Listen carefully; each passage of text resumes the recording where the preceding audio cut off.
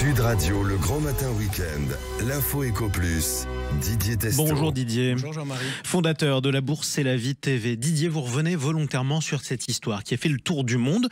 C'est glaçant et en même temps stupéfiant. C'est l'assassinat du PDG de United Healthcare.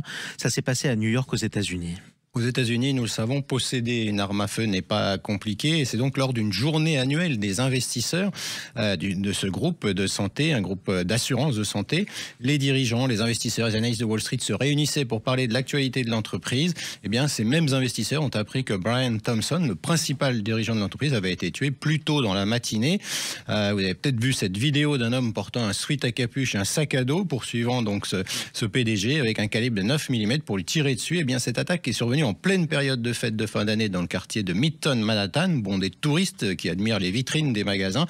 L'événement, bien sûr, a été annulé après ce meurtre. Depuis, le suspect a été arrêté. Il s'appelle Luigi Mangione. C'est un meurtrier présumé de 26 ans, issu d'une famille aisée de Baltimore. Et United Healthcare, c'est juste le plus grand assureur santé américain avec un chiffre d'affaires de 281 milliards de dollars l'an dernier, qui offre une couverture de santé à plus de 50 millions de personnes. Selon la police, l'agression contre Thompson semble avoir été ciblée. Motif reste flou. C'est un choc en tout cas aux États-Unis, avec des réactions qui posent question, puisque certains ont célébré le tueur présumé. Et on a tué un grand patron, en tout cas. United Healthcare, c'est donc une entreprise, une grande entreprise américaine. Et ce meurtre, en fait, il a déjà des conséquences économiques. Notamment le Wall Street Journal qui souligne que des dirigeants des petites compagnies d'assurance santé qui s'étaient jamais inquiétés pour leur sécurité disposent désormais de services de sécurité 24 heures sur 24, 7 jours sur 7. Le quotidien rapporte même que des assureurs ont décidé de supprimer de leur site internet les noms et les photos de leurs dirigeants par mesure de précaution, après qu'une affiche sur laquelle on pouvait lire « Rechercher mort ou vif » avec le mot « vif » barré et qui comportait une liste de noms et des photos de cadres supérieurs du secteur a été diffusée sur les réseaux sociaux. Des mèmes, qui sont des communications humoristiques. Free Luigi mettant en scène un plombier moustachu des Super Mario Bros. Cartonnait cette semaine. D'autres utilisateurs partageaient les mèmes montrant Tony Soprano qualifiant Luigi Mangione de héros. En France, Nathalie Arthaud, porte-parole de Lutte ouvrière, a pu tweeter « L'assassinat de ce PDG a mis en lumière la politique criminelle des assurances qui, pour le profit, condamne à mort des milliers de malades aux États-Unis en refusant de prendre en charge leurs soins. Mais pour abattre ce système, il faudra plus que l'acte d'un justicier individuel. » Alors, tuer un dirigeant d'entreprise, pourquoi pas, donc, pour elle. Oui. Nathalie Arthaud, qui n'a pas dû lire Jean Jaurès, son hommage au patron d'entreprise. Alors, c'est un texte authentique qui est intéressant de rappeler aujourd'hui, qui vient de la Dépêche de Toulouse du 28 mai 1890. Non, en vérité, le patronat, tel que la société actuelle le fait, n'est pas une condition enviable, et ce n'est pas avec les sentiments de colère ou de convoitise que les hommes devraient se regarder les uns et les autres, mais avec une sorte de pitié réciproque qui serait peut-être le prélude de la justice. Oui, en tout cas, on a tué un grand patron. Ça rappelle ce qu'avait fait le groupe Action Directe dans les années 80 avec le patron de la régie Renault.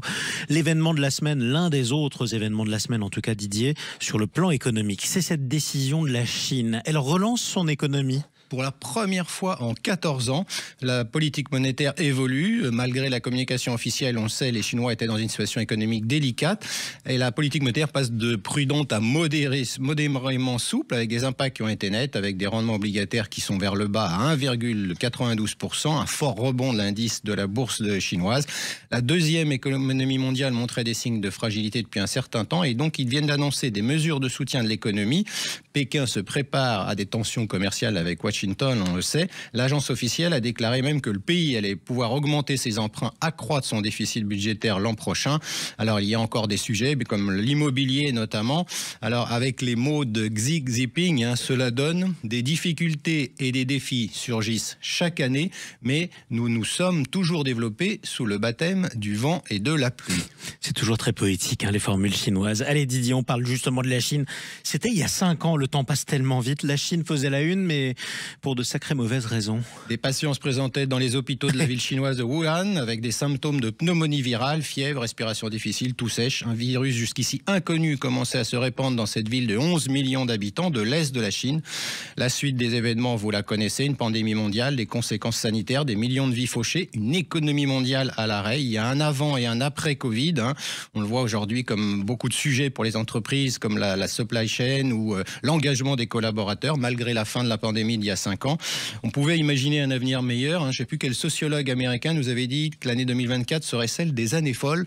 On est encore bien loin de l'insouciance de la fin d'année 2019 si on pense aux sujets que nous avons à gérer, la dette, la transition climatique, la guerre en Europe et une bataille commerciale qui arrive. Il y a clairement eu un avant et un après Covid. Merci beaucoup Didier Testot. Toutes vos analyses à retrouver sur la Bourse et la Vie TV. À bientôt. À bientôt.